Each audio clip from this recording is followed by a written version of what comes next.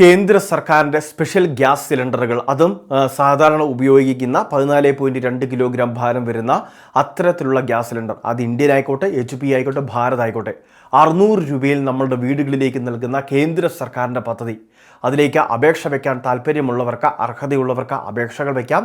അതോടൊപ്പം തന്നെ സബ്സിഡി തുക വേണ്ടവർക്ക് അതിലേക്കുള്ള കാര്യങ്ങൾ അതായത് ഇലക്ട്രോണിക് KYC പോലുള്ള കാര്യങ്ങൾ ചെയ്യുകയും ചെയ്യണം. ഈ മാർച്ച് മാസം 30-ാം തീയതിക്ക് മുൻപ് ഗുണഭോക്താക്കൾ ശ്രദ്ധിക്കുക. നമ്മളുടെ റേഷൻ കാർഡ് അതോടൊപ്പം തന്നെ റേഷൻ കാർഡിൻ്റെ മുൻഗണന ഇത് അടിസ്ഥാനമാക്കിയാക്കിയായിരിക്കും ഈ ഒരു പദ്ധതിയിലേക്ക് അപേക്ഷ വയ്ക്കാൻ സാധിക്കുന്നതും അതോടൊപ്പം തന്നെ ആനുകൂല്യങ്ങൾ വിതരണം ചെയ്യുന്നതും.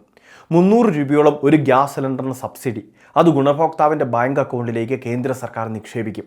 ആധാറുമായിട്ട് CD ചെയ്തിട്ടുള്ള ബാങ്ക് അക്കൗണ്ടിലേക്കായിരിക്കും ധനസഹായം എത്തുകയും.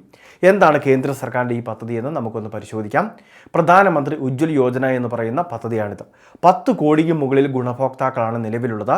ഈ ഏറ്റവും അടുത്ത ഏകദേശം 23 ലക്ഷത്തോളം ഗുണഭോക്താക്കളെ കൂടി പട്ടികയിൽ ചേർക്കുകയും ചെയ്തിട്ടുണ്ട്. അതായത് നമ്മളുടെ സംസ്ഥാനത്തും നിരവധി വ്യക്തികൾക്ക് ഇതിൻ്റെ ആനുകൂല്യം ലഭിക്കുന്നുണ്ട്. ഉജ്ജ്വൽ യോജന ഗ്യാസ് കണക്ഷൻ നൽകുന്നത് നിലവിൽ ഗ്യാസ് കണക്ഷൻ എടുത്തിട്ടില്ലാത്ത വീട്ടമ്മമാർക്ക് വേണ്ടിയാണ്.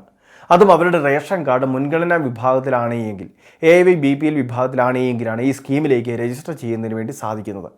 മുൻപ് ഈ പദ്ധതി താൽക്കാലികമായിട്ട് അതായത് ഇടയ്ക്കെല്ലാം താൽക്കാലികമായിട്ട് ഈ പദ്ധതി സ്റ്റോപ്പ് ചെയ്യുന്ന ഒരു സംവിധാനമുണ്ട്. നിശ്ചിത എണ്ണം ഗുണഭോക്താക്കളുടെ അപേക്ഷകൾ സ്വീകരിക്കും, പിന്നീട് നിർത്തും. ഇപ്പോൾ സൈറ്റ് ഓപ്പൺ ആണ്, അപ്ലൈ ചെയ്യാൻ സാധിക്കും. അതിനുശേഷം ഇതിൻ്റെ വേരിഫിക്കേഷനും കാര്യങ്ങളെല്ലാം കേന്ദ്ര സർക്കാരിൻ്റെ നിർദ്ദേശപ്രകാരമാണ് നടക്കുന്നത്.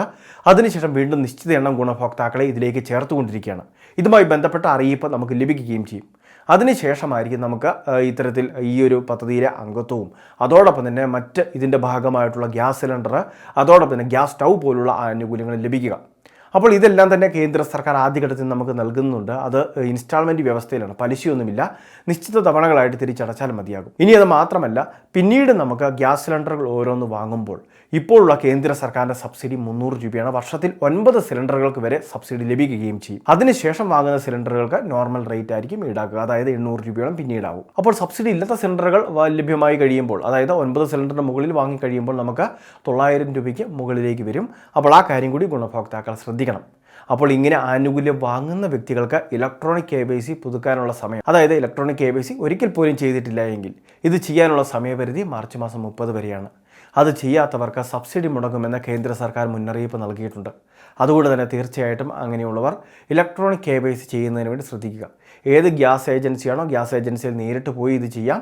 നമ്മൾ ഗ്യാസ് കണക്ഷനുമായി ബന്ധപ്പെട്ടിട്ടുള്ള പാസ്ബുക്ക് അതോടൊപ്പം ആധാറുമായിട്ട് ലിങ്ക് ചെയ്തിട്ടുള്ള മൊബൈൽ ഗുണഭോക്താവ് നേരിട്ട് കൂടി ചെല്ലുക. ഇനി നമുക്ക് സ്മാർട്ട് ഫോൺ വഴിയും ഇത് ചെയ്യുന്നതിന് വേണ്ടി സാധിക്കും.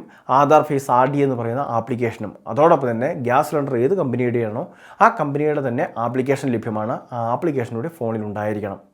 ഇന്ത്യൻ ഓയിൽ 1 എന്ന് പറയുന്ന ഒരു ആപ്ലിക്കേഷൻ ഉണ്ട്. അതോടൊപ്പം തന്നെ HP പേ എന്ന് പറയുന്ന ഒരു ആപ്ലിക്കേഷൻ, അതോടൊപ്പം തന്നെ ഹലോ BPSL എന്ന് പറയുന്ന ഒരു ആപ്ലിക്കേഷനും കൂടിയുണ്ട്. അപ്പോൾ ഇത്തരത്തിലുള്ള ആപ്ലിക്കേഷൻ നമ്മളുടെ ഫോണിൽ ഉണ്ടാവണം. അപ്പോൾ അതിൽ നമ്മളുടെ മൊബൈൽ നമ്പർ നൽകി വെരിഫിക്കേഷൻ ചെയ്താണ് ഇലക്ട്രോണിക് KYC ചെയ്യാൻ സാധിക്കുന്നത്. അതിൽ എന്തെങ്കിലുമൊക്കെ ബുദ്ധിമുട്ടുകളുള്ളവർ തീർച്ചയായിട്ടും നേരിട്ടെത്തി ചെയ്യുന്നതിന് വേണ്ടി ശ്രദ്ധിക്കുക. ആനുകൂല്യം മുടങ്ങാതിരിക്കുന്നതിന് സ്ത്രീ ഗുണഭോക്താക്കൾ ഇലക്ട്രോണിക് KYC എത്രയും വേഗം പൂർത്തീകരിക്കുക. അതോടൊപ്പം നിലവിൽ സബ്സിഡി ലഭിക്കാത്ത നോർമൽ സിലിണ്ടറുകൾ ഉപയോഗിക്കുന്നവരെല്ലാം ഇലക്ട്രോണിക് KYC ഒരിക്കലെങ്കിലും ചെയ്യേണ്ടതാണ്. അതിന് അവസാന സമയപരിധി ആയിട്ടില്ല എങ്കിൽ പോലും എത്രയും വൈകാതെ ഇത് പൂർത്തിയാക്കുക. വളരെ പ്രധാനപ്പെട്ട ഒരു ഇൻഫർമേഷൻ. ഇതുപോലുള്ള അറിയിപ്പുകൾക്ക് ചാനൽ സബ്സ്ക്രൈബ് ചെയ്യുക, ഫോളോ ചെയ്യുക.